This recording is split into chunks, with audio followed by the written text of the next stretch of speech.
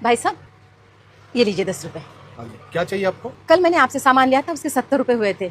मैंने आपको 100 का नोट दिया तो आपने मुझे 30 रुपए के बदले 40 रुपए दिए, और ये बात मुझे घर जाके पता चली।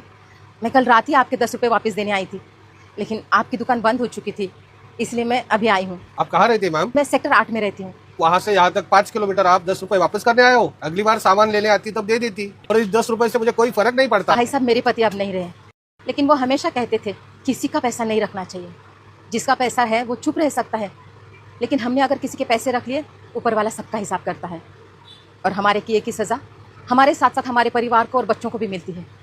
नमस्ते भैया। रमेश, दुकान पे ध्यान दे, मैं आ रहा हूँ। अरे मालिक, आओ क्या? आइए आइए आइए आइए, बैठिए बैठिए। बताइए कैसे आना हुआ आज? आपने मेरी दुकान से जो जो सामान खरीदा था उसका पैसा मुझे कल भिजवा दिया था। उसमें 300 रुपए ज्यादा थे।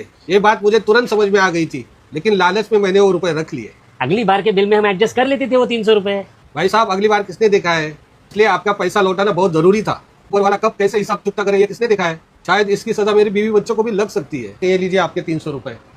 नमस्ते।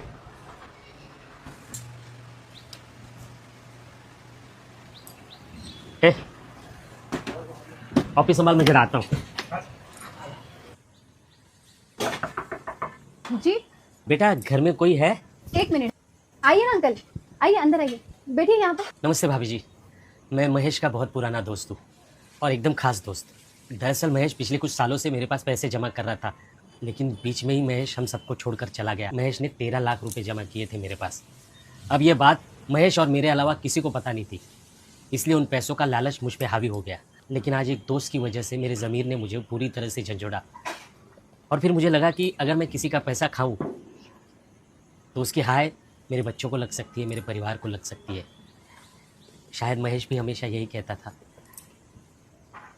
भाभी जी, ये लीजिए आपके 13 लाख रुपए।